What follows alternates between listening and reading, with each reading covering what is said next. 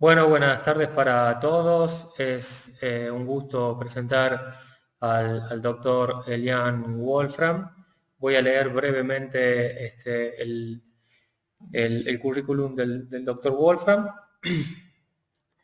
El doctor Elian Wolfram es doctor en física por la Universidad Nacional de La Plata. Sus estudios se centraron en el desarrollo e implementación de instrumentación óptica para el sensado remoto de la atmósfera. Ha diseñado el primer radar láser LIDAR construido en el país en colaboración con Francia.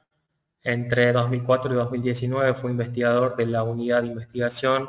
y Desarrollo para la Defensa asociada a CITEDEF y CONICET. Es investigador principal en el proyecto de gestión de riesgos medioambientales en Sudamérica, financiado por Japón, permitiendo establecer una red de observación terrestre con instrumentos de sensado remotos de alta complejidad. Actualmente es director de redes de observación en la Dirección Nacional de Infraestructura y Datos del Servicio Meteorológico Nacional de Argentina, miembro del grupo de expertos de la Organización Meteorológica Mundial, en la Comisión de Infraestructura sobre Calidad, Trazabilidad y Calibración.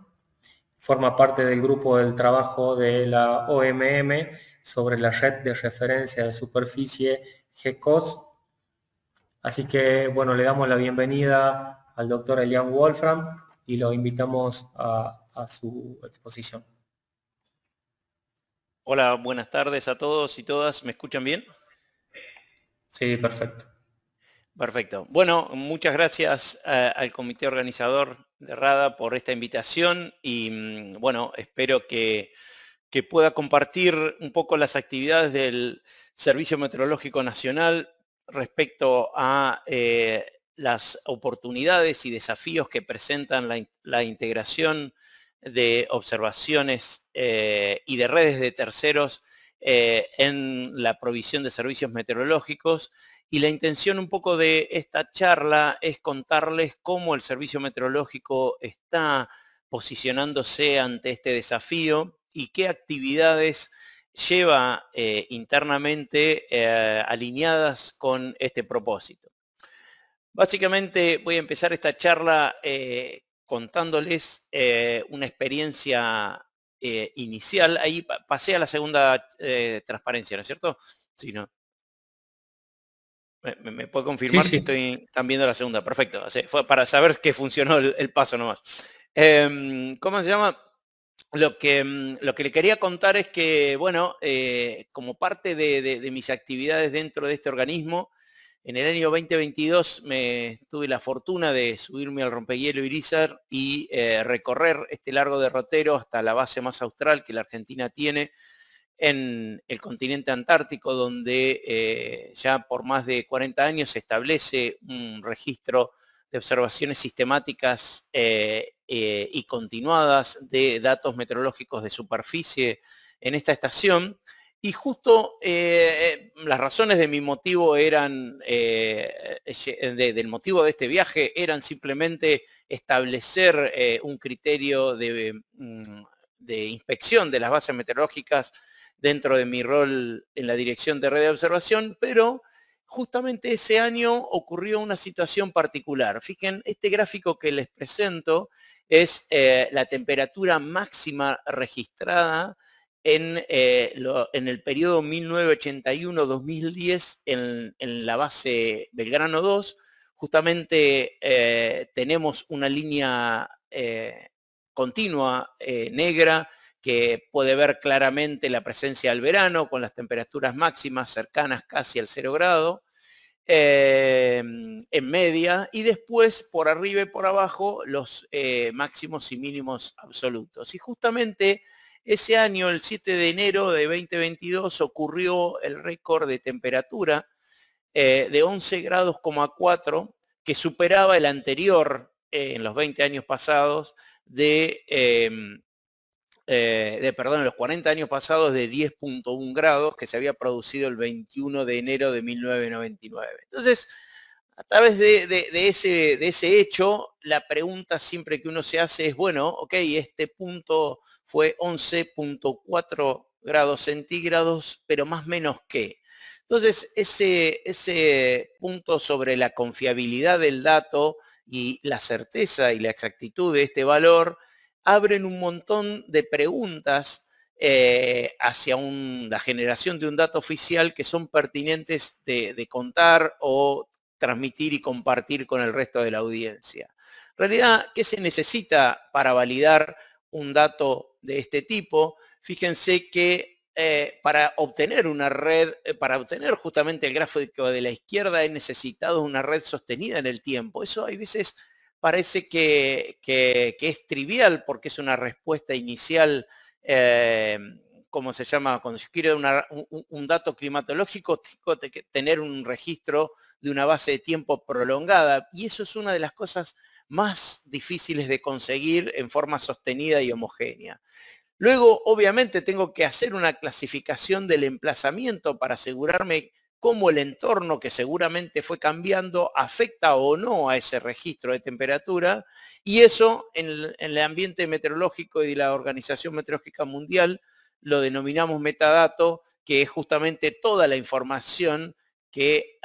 va de la mano o que acompaña en sí mismo al dato observado. Y luego hay un parámetro que es relativamente más nuevo, aunque en el campo de la meteorología, pero no en el campo de la ciencia en general, que es la cuantificación justamente de la incertidumbre propagada de cómo se consigue este dato. Entonces, esta presentación básicamente quiere tener un foco en la importancia de las observaciones como inicio de la cadena de valor del dato observado. Ustedes fíjense en este gráfico que en la izquierda las observaciones son el input necesario de los modelos de predicción numérica a la escala que sean. En general, debido a que son como identificamos las condiciones iniciales con las que se setean esos modelos.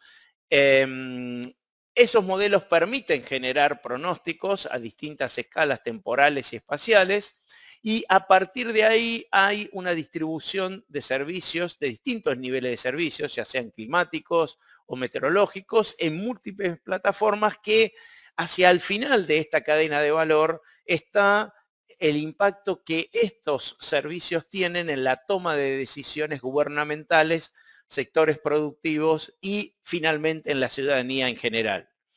En particular, la OMM ha establecido este tipo de gráficos tratando de conglomerar o integrar todas las observaciones disponibles para que impacten justamente en los modelos de pronóstico globales, que son los que finalmente utilizan todos los países como producto final de sus pronósticos o como productos iniciales para correr pronósticos propios si tienen esas capacidades, como es el caso de Argentina. Otra vez recorremos el mismo camino, este gráfico es similar al anterior, pero hay una observación desde un punto de vista de que la atmósfera no tiene fronteras y necesitamos, para inicializar un modelo global, información de todo el globo para que justamente esa información tenga un impacto positivo en la generación de ese pronóstico. Luego, esas observaciones se intercambian internacionalmente entre todos los países del mundo, a través de los medios y las plataformas que la Organización Meteorológica Mundial dispone y propone para esto. De ahí hay una producción de pronósticos numéricos del tiempo a escala global. Eso sería la construcción básica de la infraestructura, y luego a partir de ahí hay un distinto desglose del procesamiento de estos pronósticos para alimentar pronósticos numéricos del tiempo a otras escalas, que pueden ser regionales, nacionales o locales,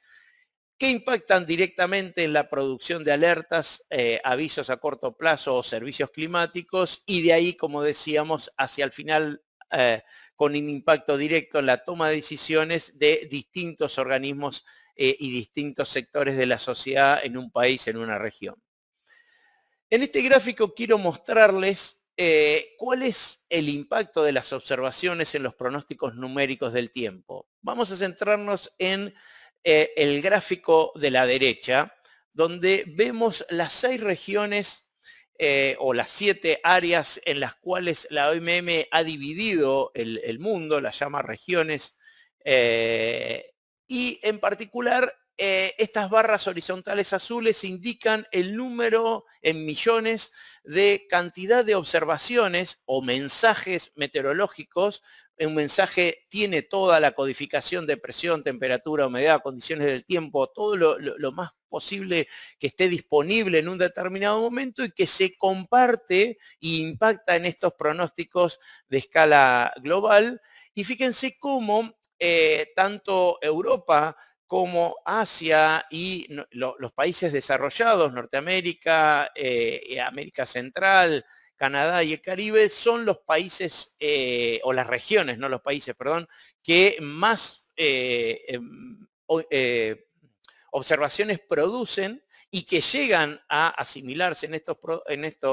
pronósticos numéricos globales. En cambio, como zonas como África, Sudamérica o obviamente la Antártida tienen una deficiencia o un órdenes de magnitud casi de información menor. Si uno mira en el gráfico de la izquierda, para cada una de estas regiones hay 2 barras. La barra celestita es el porcentaje que estas observaciones representan en la asimilación del modelo global. Y ustedes fíjense cómo en las zonas como Asia o Sudamérica ese porcentaje tiene un impacto relativamente alto. Y en la barra horizontal de color naranja, como estoy con los colores hoy, de color naranja, vemos cuál es el impacto medio por observación. Este punto es interesante porque fíjense que en Europa ya hay tantas observaciones que básicamente por más que aumentemos más observaciones, en principio y a escala global el pronóstico no va a mejorar, pero en cambio en zonas como la nuestra en Sudamérica, fíjense que el aumento de las observaciones que pudiéramos tener, o sea, hacer aumentar la barra azul de la derecha, aumentaría significativamente el impacto en el pronóstico numérico global que tendríamos en esta región. Es por eso que es tan importante fomentar, tanto en nuestra región como en las zonas africanas o incluso en regiones extremas como la Antártida, el número de observaciones globales. El servicio meteorológico genera, podríamos decir, grandes volúmenes de datos. Eso de grandes depende para qué y con qué se lo compare, pero en general, en forma sostenida, alrededor de 750.000 observaciones de superficie por año y unos 2.500 perfiles de radiosondeos o observaciones de altura, como se lo llama en esta jerga, por año también en las diferentes estaciones de altura que tiene el país. Esos productos impactan en diferentes lugares del público, de la generación propia de pronósticos y de la vigilancia completa y global de este país. Y son tomados como el dato oficial que este servicio meteorológico tiene en su registro de los fenómenos del tiempo que van ocurriendo. Hay 3 pilares que desde este servicio meteorológico hemos trabajado para mejorar la calidad de la observación del dato. Básicamente hemos intentado, y se intenta en forma constante y continua, tratar de sostener una red de observación que hay que decirlo, y a criterios y a verdad de la situación actual y de las desfinanciaciones que muchas veces el Estado en lo largo de todos los 152 años de vida que tiene esta institución ha sufrido, no solo en los últimos tiempos, sino en distintos periodos de la historia. El instrumental siempre es un punto inicial como que que tiene que ser preservado y bueno, tener capacidad para mejorar ese instrumental y la calidad del instrumental es fundamental. Pero una vez que uno tiene el instrumental, saber manipularlo bien, configurarlo bien, incluso en tecnologías nuevas, el seteo propio y adecuado de ese conjunto de sensores, el mantenimiento preventivo y correctivo que también uno hace con respecto a ese instrumental, impactan directamente en la calidad de la observación. Y esta es una situación que muchas veces solamente queda en los proyectos de investigación o en los proyectos de implementación de redes no oficiales o de redes oficiales, pero que tienen propósitos a corto plazo. Bueno, son aspectos que se descuidan y que impactan mucho en la calidad del dato. El otro parámetro de gran importancia para nosotros, como comentaba previamente, es el registro del metadato asociado a este punto de observación, que tiene que ver con la clasificación de ese entorno, básicamente saber y preguntarse si ese dato y ese instrumento, perdón, que está emplazado en un determinado lugar, está siendo completamente o está siendo influido o perturbado por el entorno. Es fundamental. A eso lo llamamos clasificación del entorno, y mantener un control y un registro de los cambios de eso es particularmente importante, así como todo la práctica que tienen que tener los observadores para no perder esa expertise y tener continuas revisiones y capacitaciones. En ese sentido, el Servicio Meteorológico Nacional tiene la capacidad y ha invertido en la formación de recursos personales propios que tienen el título de inspectores, que nos ayudan desde esta dirección a traccionar estos aspectos y generar una clasificación del entorno y de un registro de los cambios que son necesarios para alimentar y mantener actualizado el metadato y de esta manera influir en la calidad de las observaciones. Y un tercer aspecto que un servicio meteorológico debe ver para mejorar la calidad de la observación es justamente el vinculado a la calibración de los instrumentos y el registro de la verificación en campo de esos mismos emplazamientos, de ese mismo instrumental. El servicio meteorológico presta servicios tanto sinópticos como aeronáuticos, y dentro del área aeronáutica ya tenemos certificación 9001 en una parte de nuestras estaciones y aeropuertos de impacto internacional, de nivel internacional, pero es una práctica continua que queremos drenar hacia el resto completo de las estaciones e incluso hacia las estaciones sinópticas. Es un periodo de proceso que estamos haciendo, pero la buena noticia es que ya hemos comenzado y desde el año 2019 ya tenemos un camino recorrido en la certificación ISO 9001 de estos aspectos. En ese punto y en relacionado con la calibración, la cuantificación de la incertidumbre y la mejora en las prácticas de laboratorio es completamente importante, y vamos a ver más adelante en la presentación cómo el servicio meteorológico aborda estos temas. Este es un diagrama de un mapa de las 126 estaciones sinópticas de la red oficial del Servicio Meteorológico, y si uno hace un círculo de 200 kilómetros centrado en cada una de estas estaciones, ve cómo el país no tiene una cobertura completa, por lo cual hay extensas áreas de vacancia y de no cobertura oficial de datos, y eso tiene múltiples explicaciones de cómo la red en 152 años fue creciendo y fue, si quieren, siendo más diseñada por razones más meteorológicas aeronáuticas que realmente sinópticas, o a lo largo de la historia ciertas estaciones sinópticas fueron perdiendo fuerza e interés en detrimento de las aeronáuticas, así sucesivamente se fue generando este mapa de la actualidad. No así todo, hay 28 estaciones que las llamamos de referencia climática y son 11 estaciones centenarias registradas como centenarias, que no solo significan que tienen más de 100 años de registro, sino que han pasado los 6 criterios de clasificación de la OMM en cuanto a la consistencia y estabilidad y sostenibilidad y registro del dato para llamar estación centenaria a uno de esos puntos de observación. Además, tiene diferentes tipos de capacidades, como una estación móvil que la usamos para diferentes propósitos, una estación de vigilancia atmosférica global, dedicada parte de un programa de la Global Atmospheric Watch de la OMM para generar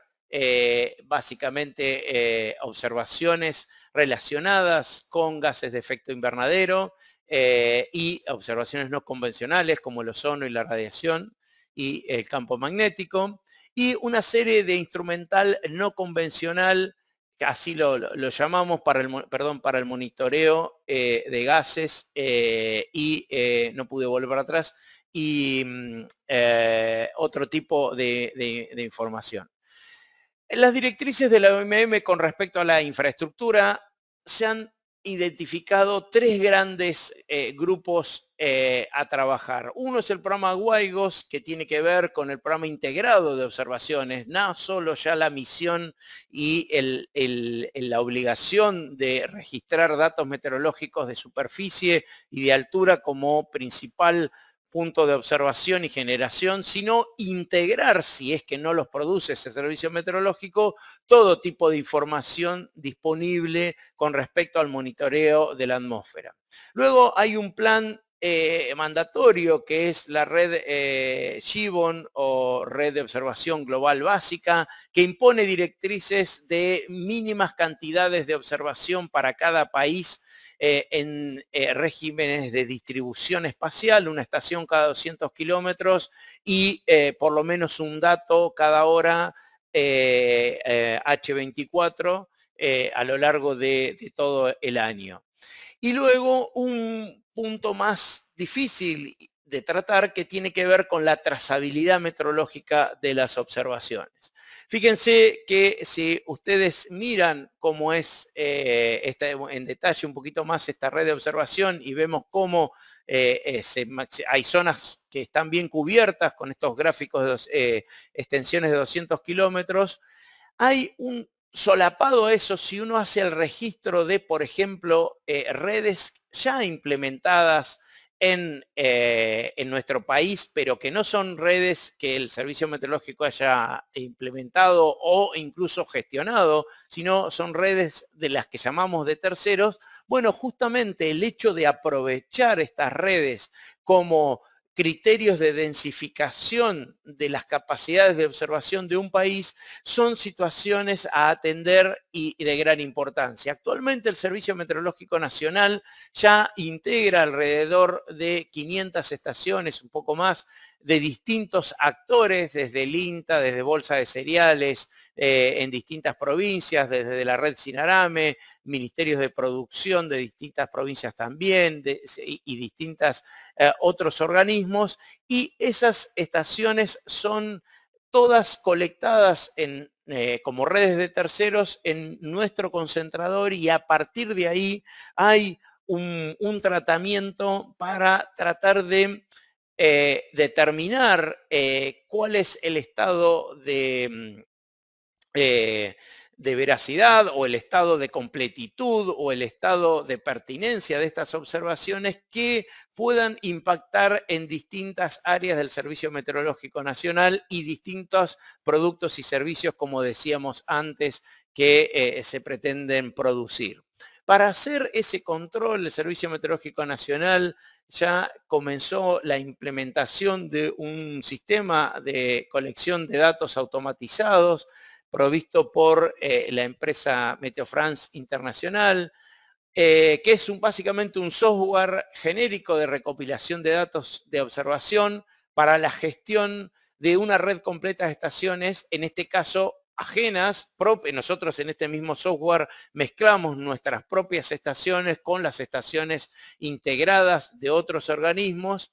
y a partir de ahí generamos un monitoreo del estado de esas redes. Esta es una pantalla básicamente de cómo se ve el homepage de este producto, y por distintos tipos de colores y configurable sobremente, uno puede acceder a distintos tipos de estados de monitoreo, de observación, incluso de la configuración y la generación de productos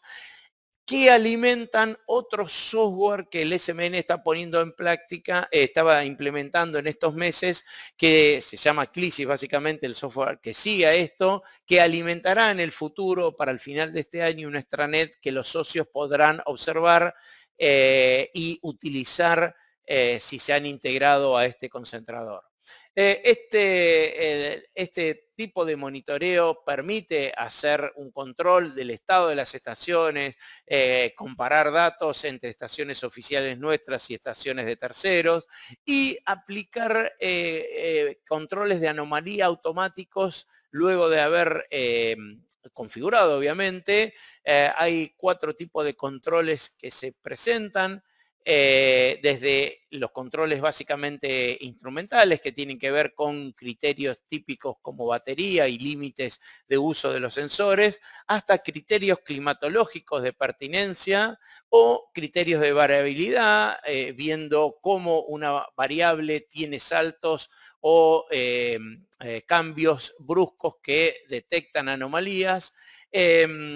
o algún tipo de falla que permita encontrar algún tipo de dato sospechoso o outlier y cuantificarlo. Y a partir de eso hay una convolución completa como de un control que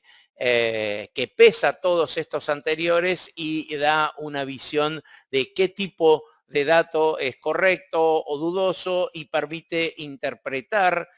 si esos datos tienen que ser verificados o hay una razón real y física de por qué se produjeron esos valores. A partir de esto, y centrándonos más en un capítulo diferente, que es la trazabilidad, ya hay un montón de material distribuido por la Organización Meteorológica Mundial sobre la necesidad de hacer trazables las mediciones meteorológicas. Esto ya fue reconocido en el pasado por la WMO y le permitió y le pidió, o sea, permitió generar una serie de iniciativas e incluso de hacer una serie de inversiones a nivel global para asegurar la estrategia de trazabilidad. Pero ¿a qué me refiero con esto, digamos? En el 2010 ya el Buró de Pesos y Medidas, el BIPM, que es un organismo meteorológico, y la WMO generaron un acuerdo para pedir o para protocolizar cómo es que las observaciones meteorológicas se iban a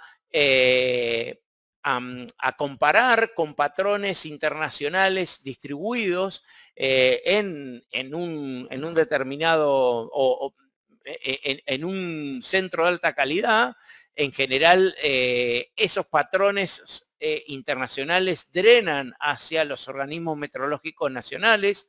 y ellos drenan a los laboratorios regionales o nacionales, y de ahí ese patrón permite comparar y calibrar las mediciones que luego van al campo. La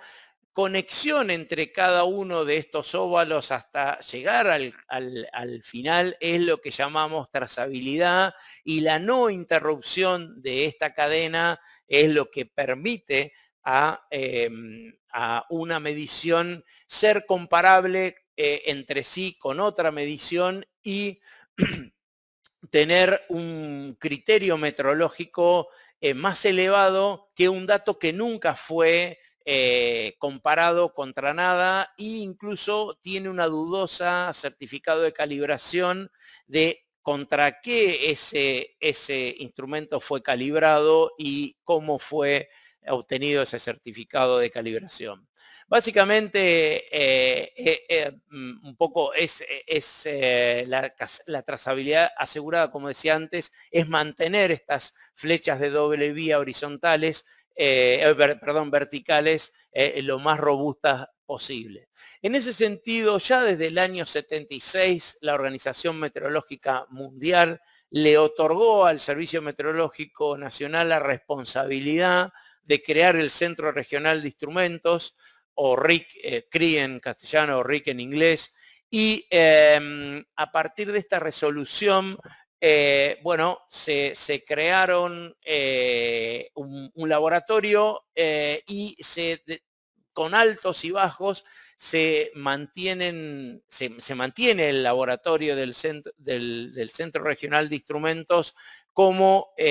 un lugar donde la OMM ha depositado la confianza de generar este paso regional hacia la generación de capacidades de trazabilidad en las mediciones meteorológicas.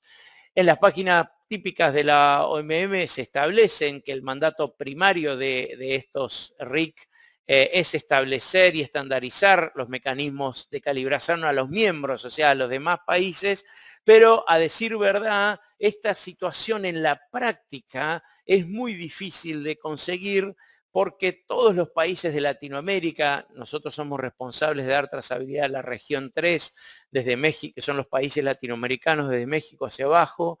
y justamente las aduanas hacen una de las peores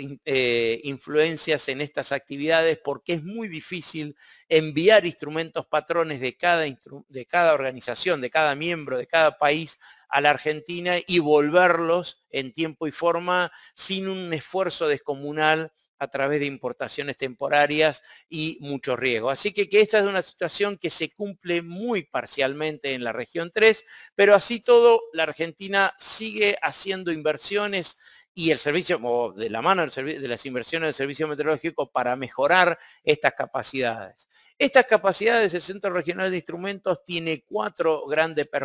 performance o pilares que se basan en tener capacidades instrumentales, en tener recursos humanos para producir y manejar estos instrumentos en el laboratorio, como decíamos antes, certificar a través de normas internacionales como la ISO 9001 o la 17025 sus protocolos para hacer esta calibración y verificación de instrumentos. Y luego hay una parte difícil que tiene que ver con las calibraciones interlaboratorios, que son una de las situaciones más, como entenderán y por las razones que di antes, más complejas y costosas de llevar adelante. Solamente para dar un mínimo pantallazo de cómo las actividades de calibración del SMN se llevan adelante, hay capacidades de calibración en presión, en termometría a través de baños líquidos y cámaras climáticas, y recientemente, en octubre de este año, bueno, básicamente en este mes, hemos inaugurado un nuevo túnel de viento para hacer calibraciones de anemómetros en un rango extendido, algo que la Argentina no tenía como capacidad, entre 0,5 y 75 metros por segundo. Y bueno, esperemos que esto empiece a drenar en un montón de nuevas capacidades que el Centro Regional de Instrumentos pueda ofrecer a distintos organismos. También de la mano de mejorar las capacidades, hacemos un poco de investigación y implementación de temas como calibración en precipitación, que justamente este servicio meteorológico no tenía un método estandarizado para calibrar para calibrar su pluviometría o su red pluviométrica. Y bueno, a partir de ciertos estudios y ciertas publicaciones hemos establecido un método reconocido por otros organismos de metrología para hacer trazabilidad en la variable lluvia, que esperemos que drene a nuestra red lo antes posible. Y con unas pocas palabras con respecto a los esfuerzos de intercalibración entre laboratorios. Somos parte de ciertos proyectos que se llevaron adelante desde el año 2020, drenando capacidades de intercalibración a todas las regiones y en particular en la R3 entre el año 2022 y este año 2024, en conjunto con Brasil, Colombia, Ecuador, Uruguay y Eslovenia, quien mandó los instrumentos calibrados patrón que recorrieron en un test no destructivo todos estos países. Hemos hecho intercalibración de todos los instrumentos, de las variables presión, temperatura y humedad, que es uno de los requerimientos que tiene la norma 17025 para certificar y acreditar. Pero una pregunta pertinente dentro de esta charla es decir cuál es realmente el rol de la integración de los datos de terceros como estrategia de aumento de datos observados en un país. Justamente preguntas pertinentes como si todos los datos son exactamente iguales, todos se pueden usar para cualquier uso y todos los datos tienen el mismo valor, viene de la mano justamente de hacer una caracterización y un conocimiento exhaustivo de cuál es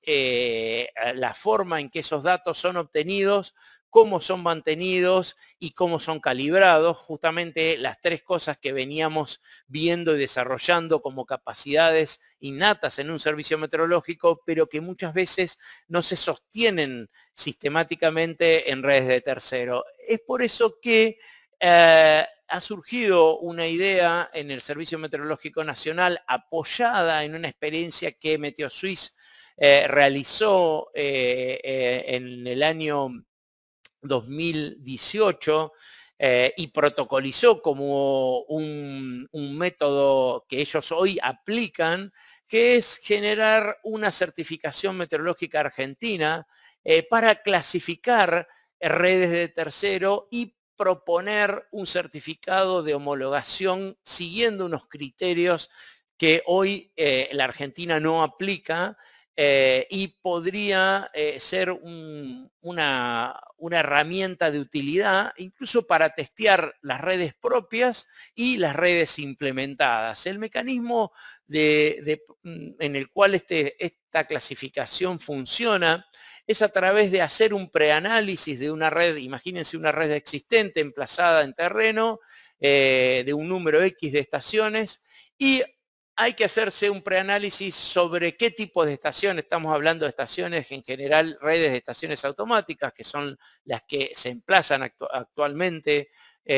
como red de terceros en nuestro país, y hacerse preguntas como qué tipo de estación es, qué tipo de instrumentos tiene, qué variables mide, cuáles son las documentación de calibraciones y certificaciones que esas estaciones tienen y que el dueño de esa red ha colectado a través de los proveedores o de sus propias actividades de calibración, y a partir de ahí generar una inspección en campo a través de una encuesta que nuestros inspectores hacen con el gestor de esa red sobre qué tipo de emplazamiento tiene, cómo es que están emplazados los instrumentos, si están estandarizados o no, las alturas a las cuales los sensores están colocados, y una serie de situaciones ya previamente descritas por la OMM para entender cómo es ese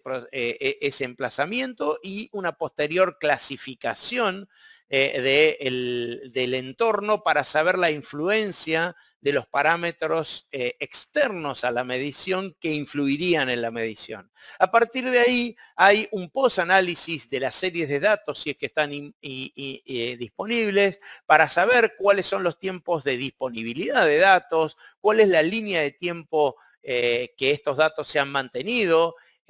como series de datos,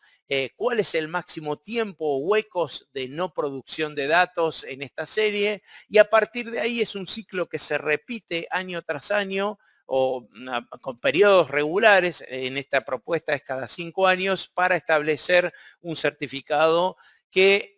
permita clasificar. Ustedes saben que en el preanálisis que hablábamos relacionado con el instrumento hay distintos tipos de criterios que la OMM ha fijado dependiendo de la precisión que los instrumentos y los sensores en los cuales esa estación, las estaciones de esa red tengan un tipo de precisión, y a partir de ahí una clasificación estandarizada para hacer lo mismo con el criterio de mantenimiento y sostenibilidad, para entender cuál es la robustez que esa red tiene en cuanto a cómo se realizan los controles, los mantenimientos y las calibraciones. Y a partir de ahí se generan distintos criterios asociados a la pertinencia de esta variable que nos permiten relacionar o crear una etiqueta de totalmente compatible si al menos 3 de los criterios de supervisión del estado de la red se cumplen. Un criterio cumple con un umbral de 2 de estos criterios, o no cumple si uno o ninguno de los criterios de supervisión de la estación se cumplen, y esto genera un pantallazo general relacionado a cómo el certificado CEMAR, que lo hemos llamado, parafraseando al Meteocert original suizo, para entender la compatibilidad de las estaciones que componen una red de observación de terceros. Déjenme hablarle 2 minutos para ya ir finalizando de cómo es que la OMM, o la Organización Meteorológica Mundial, mira el emplazamiento de distintos tipos de redes. La Organización Meteorológica Mundial ha determinado un criterio establecido por Peter Thorne en 2018 y que luego fue adoptado en el Manual de Observaciones Integradas Globales de la OMM, Manual WIGOS 1160, que es el de las redes escalonadas o de niveles. Si ustedes miran y se preguntan cuál es la diversidad de aplicaciones para las cuales una red puede servir, cuál es la resolución espacial a la cual esta red puede producir, cuál es la heterogeneidad de los sitios que esta red tiene,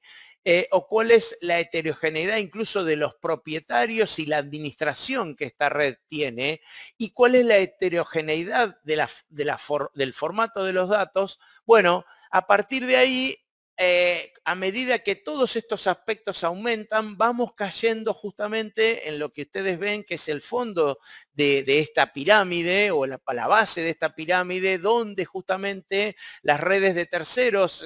destinadas a propósitos como agricultura, transporte, observaciones ciudadanas, justamente tienen diversidad de formatos, incluso tienen propietarios y administradores diversos, los datos son mucho más heterogéneos y pueden tener resoluciones espaciales muy altas, porque pueden ser muy densas en algunos lugares, particularmente porque son redes aplicadas a una escala más pequeña, y justamente entre medio están las redes sinópticas, que tienen que ver con justamente cómo son las responsabilidades que los servicios meteorológicos tienen para encontrar y establecer redes que tienen menos resolución espacial, pero deberían tener menos heterogeneidad y una aplicación más estable y los formatos de datos mucho menos diversos.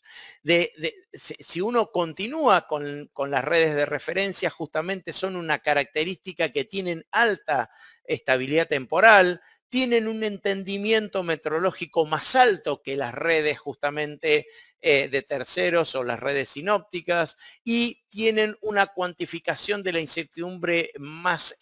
lograda, y la disponibilidad del dato tiene menos restricciones. Fíjense que este criterio de pensar hacia dónde estoy en más o en menos en cada uno de estos criterios permite justamente establecer un marco de clasificación, y la idea es que los servicios meteorológicos se posicionen en la cúspide de esta pirámide a través de mantener y sostener redes sinópticas que pueden tener poca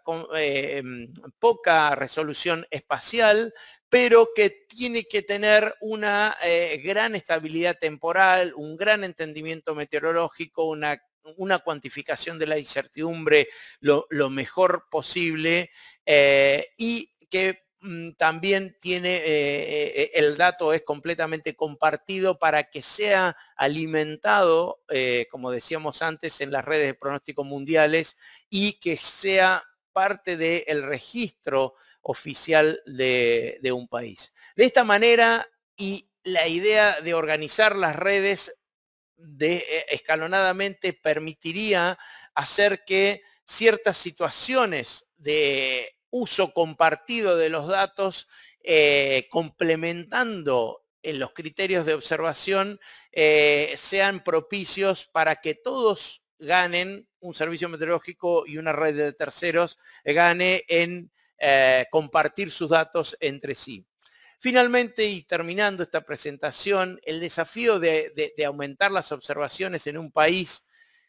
se puede atacar de distintas maneras. La actualización de redes de observación existentes con tecnologías nuevas obviamente siempre es una posible solución, y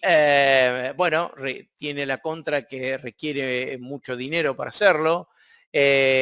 También la ampliación de las redes existentes, otro es el impacto del presupuesto como un limitante fundamental, y la asociación con otras instituciones nacionales, provinciales y de otras índoles es una de las características o de las vertientes que hemos encontrado y analizado en esta charla como posible solución para aumentar el número de observaciones de un país. En particular, ¿qué necesita un servicio meteorológico para ver esto? Bueno, como decíamos, más inversión, pero tal vez esa inversión no tenga que ser solo pública, sino también una mezcla de inversión pública-privada, pero necesariamente debemos tener un rol de liderazgo y proactividad en la búsqueda de socios, y eso retroalimentarlos con una mayor infraestructura tecnológica, y obviamente una de las situaciones más críticas que en los tiempos de hoy vivimos, que es la formación y ahora ya la retención de perfiles calificados para aplicar a cada una de las áreas que fuimos recorriendo en esta presentación. Como reflexión final les dejaría que la integración de redes de tercero como estrategia de aumento de observaciones en un país está de la mano de reconocer la importancia que tienen las observaciones como inicio de la cadena de valor en la producción de servicios, productos y la toma de decisiones, de que justamente no todos los datos observados sirven para los mismos propósitos y las mismas aplicaciones, pero todos los datos observados aportan en algún aspecto a esta cadena de valor. Por eso es importante ubicarlos y entender cuál es el aporte que se hacen desde esas redes o desde ese conjunto de instrumentos a un sistema productivo, por ejemplo, y asociar o comprar esta idea o asimilar esta idea de que las redes escalonadas y el aporte distintivo de los distintos organismos y de las distintas redes que hay disponibles en el país como un conjunto, haciendo que cada uno ubique un rol específico, es una estrategia posible. Y justamente luego, a partir de ahí, crear y empujar la evaluación y clasificación de redes de observación a través de esa metodología que brevemente les he contado hoy, es parte de un desafío que este servicio meteorológico tiene por delante y que espero que podamos implementar en un futuro próximo. Bueno, eso es todo lo que tenía para contarles y les agradezco su atención. Si hay alguna pregunta, con gusto puedo tratar de responderla. Bueno, Elian, muchas gracias por la presentación, muy interesante y muy pertinente para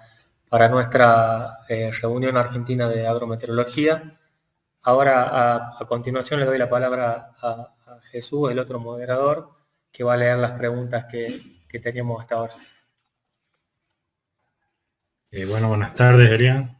Acá tenemos una serie de consultas, presentaciones. Y Perfecto. La primera dice, ¿hay algún plan de la Organización Mundial de Meteorología para aumentar el número de observaciones en las regiones donde faltan? ¿Y es responsabilidad de cada país? Sí, estrictamente es responsabilidad de cada país. El criterio que comentaba antes de la Red Global Básica o GIBON es una imposición que a través de la Organización Meteorológica Mundial, cada país como miembro de la ONU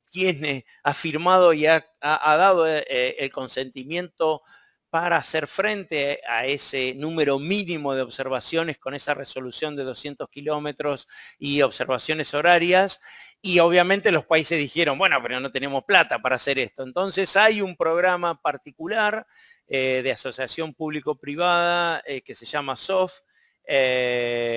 Systematic Observation Financial Facilities de la OMM, pero bueno, ahí es la buena noticia es que existe, que está implementándose, que ya hay algunos países de Latinoamérica, bueno, uno solo fue Ecuador, que fue admitido como un país para ser admisible como parte de este programa de facilidad en el cual la OMM o los fondos estos internacionales le proveen estaciones meteorológicas de superficie y de altura para que cumplan con esos criterios de cobertura mínima. Y lo más interesante es que el programa SOF también tiene un componente de sostenibilidad, que es lo más difícil de cumplir para cualquier país, digamos. O sea, redes tal vez, como me decía un profesor alguna vez, instrumentos ponemos y compramos y ponemos todos, el problema es hacerlo mantener en el tiempo y cuanto más largo el tiempo peor, así que ahí estaba la dificultad y este programa, o sea, atendiendo a ese punto, sabe de eso.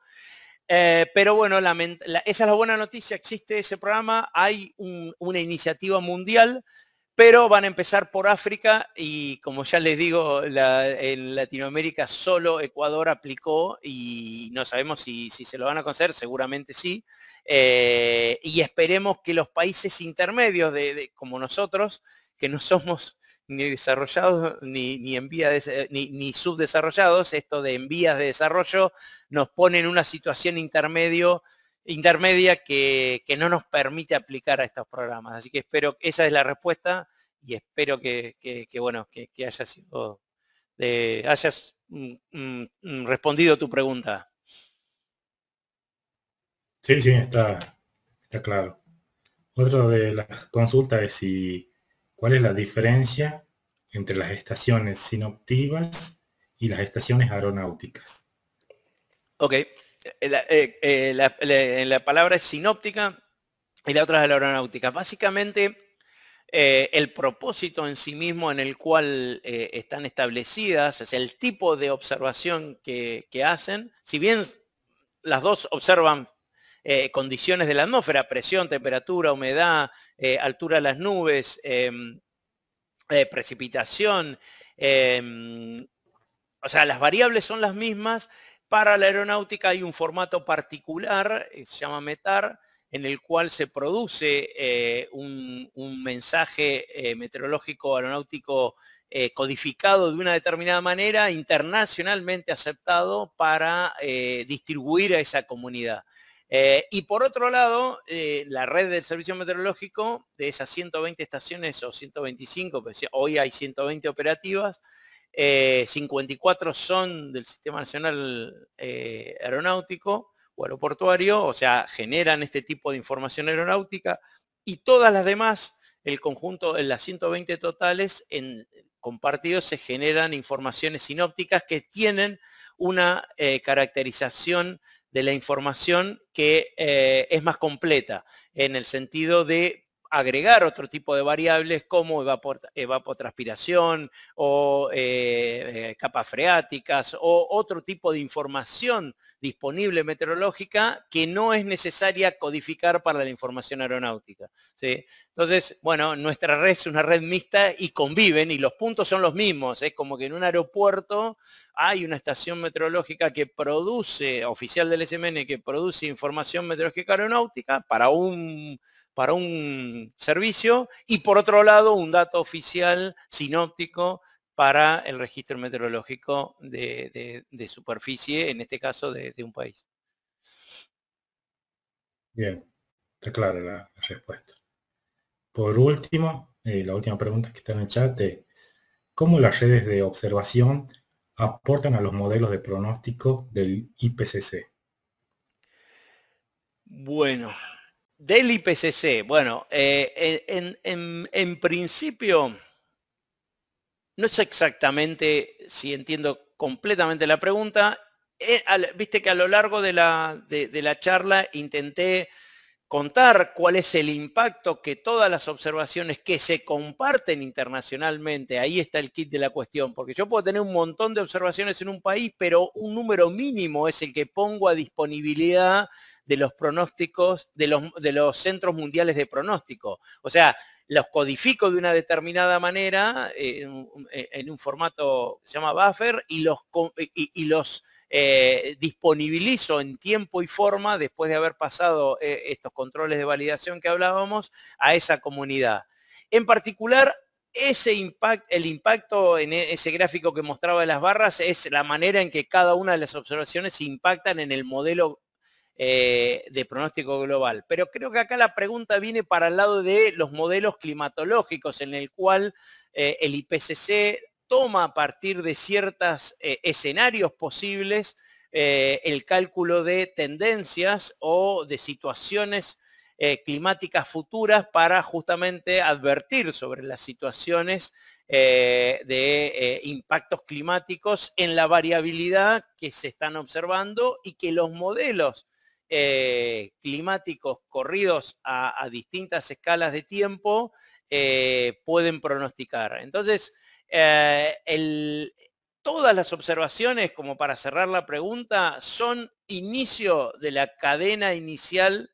del producto inicial o de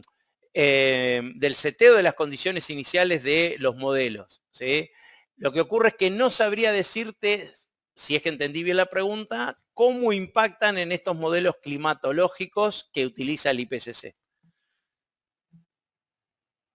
Sí, exactamente eso es como impactaba. Bueno, Elian, te agradecemos mucho la presentación en nombre de toda la comisión y en nombre también de todos los que participaron de la reunión, y te damos las gracias. Bueno, muchas gracias a Manuel, muchas gracias Jesús, muchas gracias a los participantes y a los que estuvieron aquí en esta charla, y gracias por la atención y bueno, haberme bancado una hora. Muchas gracias, Elian, muy interesante. Bueno, gracias Andrea.